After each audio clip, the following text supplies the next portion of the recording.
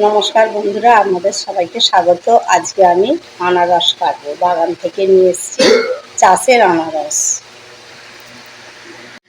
বন্ধুরা, এই উপরের দিকে এই অংশটা আমি কেটে বাগানে আবার বসিয়ে দেবো। তো আমি এইখানটা এখন প্রথম কেটে নেব।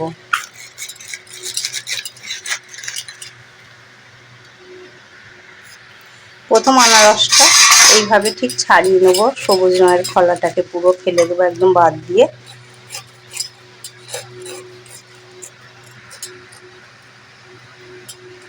আনারসটা প্রায় কাটা হয়ে এসছে, আর কিছুটা হলেই কাটা হয়ে যাবে।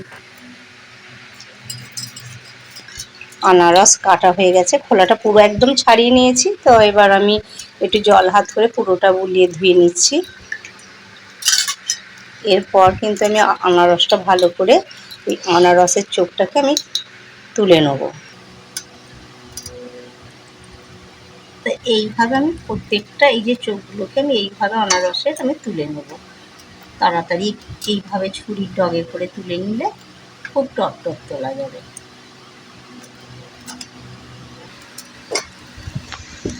এইভাবে আমি পরপর করে চোখগুলো সমস্ত দেখুন এইভাবে কাটছি তো কতক্ষণে অল্প সময়ের মধ্যে অনেকটাই কাটা হয়ে গেছে। কত অল্প সময়ের মধ্যে দেখুন কত সুন্দরভাবে আবার ফ্রেশ হয়ে গেছে একদম।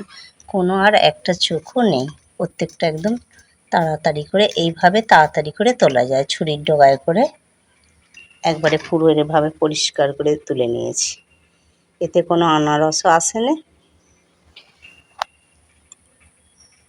কেটে নেব।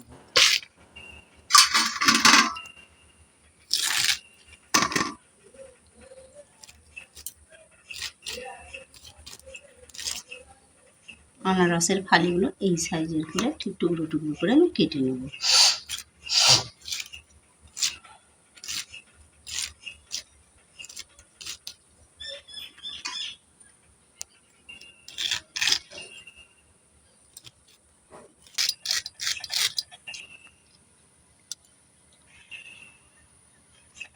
এইটা আনারসের মাঝখানটা বাদ দিয়ে দিয়েছি, এটা খাওয়া যাবে না, এটা খেলে কুটকুট করবে। লবণ কিছুটা দিয়ে দিলাম, চিনি 1 চামচ দেবো। তো এইটা আমি ভালো করে মাখিয়ে রাখবো, মিনিট 5 মাখিয়ে রাখবো। রাখার পর খাবো, খেতে খুব ভালো লাগবে। আপনারাও এইভাবে বানিয়ে খাবেন, খুব ভালো লাগবে।